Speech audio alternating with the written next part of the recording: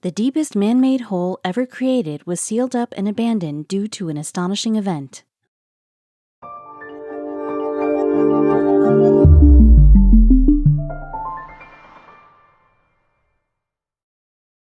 But before we start, please make sure to subscribe to M&R TV and hit the bell so you never miss any upload from us. Also, leave a like right now. On a remote peninsula in northwest Russia, scientists have spent decades drilling down towards the center of the Earth. At over 40,000 feet, their borehole is the deepest that man has ever gone. Then, however, something unexpected happens, and the researchers are forced to seal up their experiment for good. Unsurprisingly, humans are fascinated with what lies deep below the surface of the Earth. But ever since the first artificial satellite was sent into space in 1957, humans have also been infatuated with looking high up to discover the secrets of the stars. And now, with the help of global space agencies and private companies, we know more about the universe than ever before. But as we continue to stare skywards in wonder, are we overlooking another equally mysterious world back on Earth? Shockingly, some believe that our knowledge of space is now greater than our understanding of what exists beneath the Earth's surface. And while many people know about the space race that gripped the United States and the USSR during the Cold War, few remember the equally fascinating battle to conquer our subterranean world. Beginning in the late 1950s, competing teams of American and Soviet scientists began organizing elaborate experiments designed to penetrate Earth's crust. Thought to stretch as far as 30 miles toward the center of our planet, this dense shell eventually gives way to the mantle, the mysterious inner layer that makes up a staggering 40% of our planet's mass. Then, in 1958, the U.S. took the lead with the launch of Project Mohole. Located near Guadalupe in Mexico, the operation saw a team of engineers drill through the bed of the Pacific Ocean to a depth of over 600 feet. However, 8 years later, their funding was cut, and Project Mohole was abandoned. The Americans never got to the mantle. Next, it was the Soviets' turn. On May 24, 1970, a team of researchers began drilling down into the earth below the Pechensky district, a sparsely populated region on Russia's Kola Peninsula. Their goal was simple: to penetrate as far as possible into the planet's crust. What's more, the Soviets aimed to reach a depth of some 49,000 feet under Earth's surface, and using special equipment, researchers began to dig a series of boreholes forking off from a single principal cavity. But while they slowly made their way down, prospectors in America had made some progress of their own. In 1974, the Lone Star Producing Company was drilling for oil in Washita County in western Oklahoma. In the process, the firm created the Bertha Rogers Hole, a man-made marvel that reached over 31,000 feet or nearly 6 miles below the surface of the Earth. Although Lone Star did not find what it was looking for, its efforts remained the deepest hole on the planet for another 5 years. Then, on June 6, 1979, one of the Kola boreholes, dubbed SG-3, smashed the record. And by 1983, the hole, a mere 9 inches wide, had traveled a staggering 39,000 feet into the Earth's crust. With this milestone achieved, researchers on the Kola Peninsula temporarily downed tools. For 12 months, they paused work on the borehole so that various people could visit the fascinating site. However, when the experiment was restarted the following year, a technical problem forced drilling to grind to a halt. Not to be defeated, the researchers abandoned the previous borehole and began again from a depth of 23,000 feet. And by 1989, the drilling had reached a record 40,230 feet, an incredible 7.5 miles. Encouraged, those involved in the project were optimistic about the future, believing that the hole would pass 44,000 feet by late 1990. Even more impressively, it was predicted that the borehole would reach its target of 49,000 feet by as early as 1993. But something unexpected was lurking beneath the remote Russian tundra, and bizarrely, as the drill inched closer and closer to Earth's center, a completely unexpected change occurred. For the first 10,000 feet, temperatures inside the borehole had more or less adhered to what the researchers had expected to find. However, after that depth, the level of heat shot up much faster, and by the time that the drilling had begun to near its target, the hole had heated up to a whopping 180 degrees Celsius, 356 degrees Fahrenheit, a full 80 degrees Celsius hotter than expected. That wasn't all though. Additionally, the researchers discovered that the rock at these depths was far less dense than they had imagined. As a result, it reacted with the higher temperatures in strange and unpredictable ways. So knowing that their equipment would not last under these conditions, the team at Kola abandoned the project. By then, it was 1992, 22 years after drilling had first begun. However, researchers were able to learn some fascinating things before sealing up what has been dubbed the Kola Super Deep Borehole. For example, at some 4 miles deep, they discovered tiny fossils of marine plants. These relics were remarkably intact given how long they had spent encased below several miles of rock. That itself was thought to be over 2 billion years old. An even more exciting discovery was made at the farthest reaches of the Kola Super Deep Borehole, though. By measuring seismic waves, experts had previously predicted that the rock under our feet shifts from granite to basalt at around 2 to 4 miles beneath the surface. However, they soon found out that this was not the case, at least not on the Kola Peninsula. Instead, researchers found only granite, even at the deepest point of the borehole. Eventually, they were able to conclude that the change in seismic waves was a result of metamorphic differences in the rock rather than a shift to basalt. But that wasn't it either.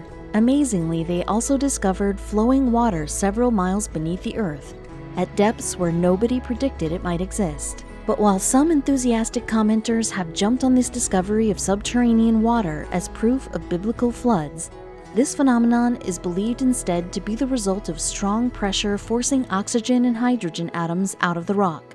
Afterwards, impermeable rocks cause the newly formed water to become trapped beneath the Earth's surface. The timing of the Kola Super Deep Borehole's closure coincided with the fall of the Soviet Union, and by 1995, the project was permanently shut down. Today, then, the site is flagged as an environmental hazard, although visitors can still see some relics from the experiment in the nearby town of Zapolyarny, some 6 miles away. And impressively, researchers have yet to beat its record, meaning the borehole remains the planet's deepest man-made point. However, the race to the center of the Earth isn't quite over yet. Out on the world's oceans, drilling platforms from the International Ocean Discovery Program continue to delve deep beneath the sea floor, battling failing equipment and extreme temperatures to find out what secrets are waiting to be revealed. Not every trip under the waves is a bid to reach the center of the Earth, though. For instance, in a literal plunge into the unknown, a 2-man submersible was dropped into the cold waters of the Antarctic on a mission of discovery. The crew members' aim? To go deeper under the waves near the South Pole than any other expedition in human history has done so previously. And what they discovered down there is an incredible glimpse into a world that no one has ever set eyes on before. This wasn't a spur-of-the-moment plan, however. In fact, 2 years of careful research went into finding the perfect time and place to make the monumental dive. And there's a very good reason for that. You see, we know more about other planets in our solar system than we do about the Earth's ocean floor. Indeed, we've managed to map the surfaces of Mars in greater detail than the floors of the seas that surround us. To put that into some perspective, the average distance between Mars and Earth is 140 million miles. In contrast, the average depth of the ocean is just over 12,000 feet, which is around 2 miles. But if you think that makes it sound like the dive under the Antarctic was simple, then you're very wrong. For starters, scientists had to work out the best place to make their descent. Eventually, though, they picked a location called Iceberg Alley, and the area hasn't been given that name without good cause. The alley in question forms a channel near to one of the Antarctic Peninsula's northernmost points. It's a stretch of sea surrounded by chunks of shifting ice. Some of these pieces are roughly the size of a motor vehicle, while others cover half a square mile. So just getting the boat to carry the submersible into the right place was a huge challenge. The crew's quest to set sail into the unknown has also been recorded in a documentary. And according to executive producer James Honeyborn, there are some snags along the way, as he told the BBC that making it through the Iceberg Alley was akin to a giant game of Space Invaders. But it wasn't just getting to the correct position that posed the team problems. There were other factors at play that made this mission difficult as well. For one thing, the team weren't certain how the submarines that they intended to use were going to perform under the strain of the deep water. But those concerns may have faded away as they began their 3,000-foot descent. Why? Well, beneath the waves they discovered an amazing ecosystem of strange creatures, including one that they named after a key component of the Star Wars movie series. And while life above the Arctic waves is harsh and unforgiving, beneath them lies a huge abundance of bizarre, almost otherworldly sea creatures. Within a square yard, there is more life in the deep of the Antarctic than there is in the reefs of the Barrier Reef of Australia. One member of the team, Mark Taylor, told Lad Bible. But there are a number of incredible reasons for that. For instance, the marine snow that the researchers saw beneath the Antarctic was, according to the University of Southampton's Dr. John Copley, thicker than he's seen it anywhere else in the world's oceans. But what is marine snow, and why is it so important to life on the sea floor?